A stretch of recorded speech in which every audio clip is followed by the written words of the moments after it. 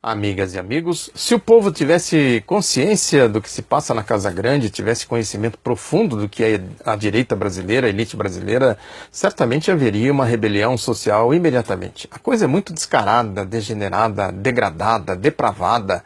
Eu quero falar especificamente do comportamento deste ministro do Supremo Tribunal Federal, Luiz Roberto Barroso, esse que recentemente andou dizendo aí que o ex-presidente do STF, o Joaquim Barbosa, é um negro de primeira linha. Depois ele se desculpou, é natural que as pessoas cometam deslizes, todos nós estamos sujeitos a isso, mas o que ele disse revela a alma da direita brasileira, da elite brasileira. Esta alma que eu sempre falo aqui, que está impregnada de quase 400 anos de escravagismo, que tem nas costas uma galeria de crimes sociais repugnantes, que em pleno século XXI está de volta agora com o golpe, lutando aí para fazer o país retornar ao século XIX. O papel da direita é exatamente esse, desta elite, exatamente esse, fazer com que o século XIX nunca termine por aqui.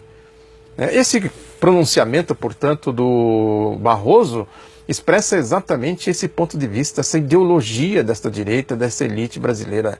Ou seja, o negro de primeira linha é o negro que entra no clube deles, que faz o papel deles, como fez o Joaquim Barbosa, lá na farsa do Mensalão, aquela farsa grotesca, grosseira, fez claramente ali um serviço sujo para a Casa Grande, fez o papel de ator do Grupo Globo, dos golpistas, claramente isso.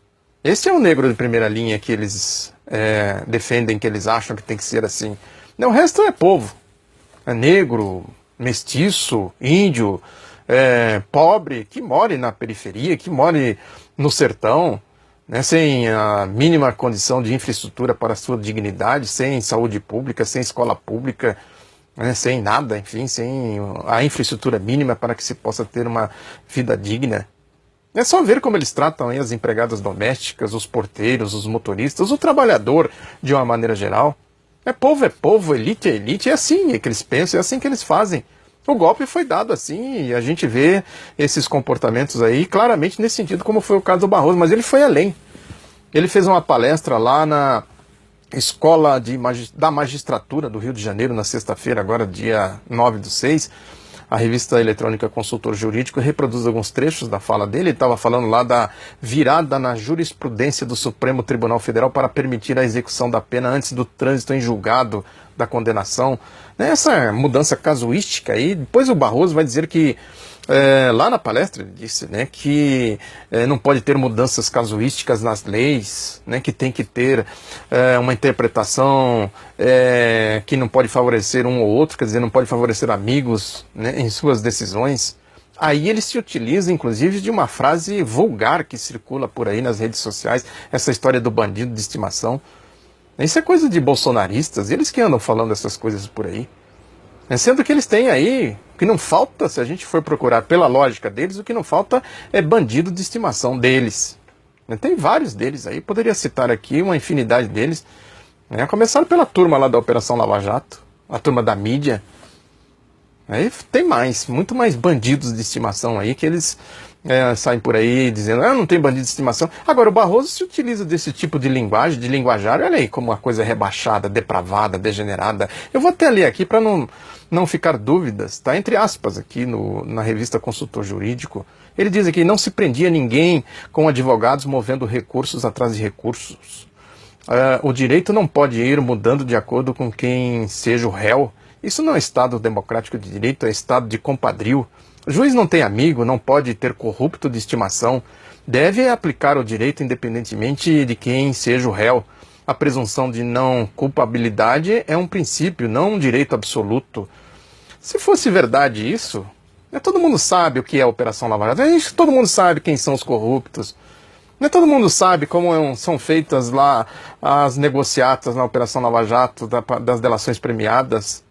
Todo mundo sabe o que é o Caixa 2, quando eu digo todo mundo que tem um mínimo de bom senso, que se pauta por princípios éticos e morais, não essa vulgaridade que tem por aí.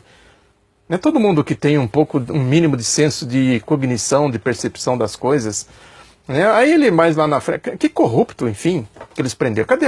Só tem uma pessoa lá que talvez pudesse ser considerada corrupta, que é o Eduardo Cunha. Agora, o Eduardo Cunha foi preso porque ele é corrupto? Claro que não. Foi preso por causa da politicagem da Operação Lava Jato, do Grupo Globo, do golpe. Claro, claramente foi isso. Né? Esse é um corrupto que, pode-se dizer assim, que estava numa circunstância errada, no lugar errado. Né? Tanto é que eles se utilizaram dele para ligar a ignição do golpe, conforme eu já falei aqui. Aí lá na frente ele diz o seguinte, que o STF leva 1 ano para receber a denúncia. O Supremo não tem que fazer papel de juiz de primeiro grau. Hoje o STF tem mais de 500 processos criminais, o que dá mais de 50 por ministro. Não é problema de quantidade, mas de princípio. Aí ocorrem sucessivos casos de prescrição. O sistema é tão ruim que é considerado obstrução de justiça dar a alguém foro privilegiado. Este é o maior sintoma da falência desse sistema. Sim, isso é verdade. Agora, o princípio que ele tanto diz aqui, vale para quem? Vale para um, não vale para outro? Aí ele usa aqui o caso do Maluf, o Paulo Maluf, né, o deputado federal Paulo Maluf, que ele diz o seguinte, que ele foi condenado por fatos ocorridos em 1996. Não há nenhuma satisfação social com isso. O judiciário acaba sendo espaço conveniente para quem não tem razão. Agora, e as denúncias aí do Caixa 2, do Fernando Henrique, né, das eleições de 94, de 98, do Aécio Neves, etc, etc, etc. O Caixa Preta do Caixa 2, que eu sempre falo aqui. O que eles estão fazendo? Porque ele nem menciona aqui. Pegar o Paulo Maluf é fácil. Né? Como diz o povo aí, é chutar o cachorro morto. Agora pega o grosso aí, pega a turma deles aí. Né? Gente lá da elite, da Casa Grande. Isso, tá vendo a depravação? Né? Os corruptos de estimação deles. Né? Como é a coisa? Né? É aquela história, né? É o clube privado que eu sempre falo aqui, esse comportamento promíscuo, inclusive do judiciário, que é o poder mais promíscuo, né? Essa relação com a mídia, vergonhosa relação com a mídia, né? Com os poderosos, enfim, até com escritórios de advogados. Eles se encontram lá em Brasília, fazendo festas, em feijoadas, em casamentos, batizados, né, jogando golfe, etc. É uma promiscuidade mesmo. Basta ver essa história do Teori Zavascki, do acidente que ele teve aí, que acabou vitimando ele, que ele morreu. Né? Ele estava fazendo o que naquele avião? De quem era aquele avião? Como era a história? Como é a história de fato? Né? Vai por aí afora. É a vulgarização premiada, podemos dizer assim. Né? As delações lá, os esquemas de delações premiadas. Né, os escritórios que ganham rios de dinheiro, que os procuradores obrigam quem vai fazer a delação a demitir, foi o caso agora do Palocci, se quiser fazer delação, faça, mas demita o Batóquio, que é o advogado dele. Pega os nossos advogados, que ganham grana, né, para valer aí com essa história toda. E mais recentemente, essa história aí, por exemplo, do julgamento do TSE, com o relator da Globo, né, do Grupo Globo, Herman Benjamin, né, ele disse que até separei um dizer dele aqui, que o presidente da República, Michel Temer, deve perder o cargo porque a chapa na qual ele foi eleito como vice-presidente cometeu abuso de poder econômico nas eleições de 2014. As outras chapas não incorreram no mesmo problema? De onde veio o dinheiro das outras chapas? Caiu do céu? Passaram anjos distribuindo dinheiro para as outras chapas e demônios na chapa Dilma Temer? Olha a desfaçatez, a mentira aí.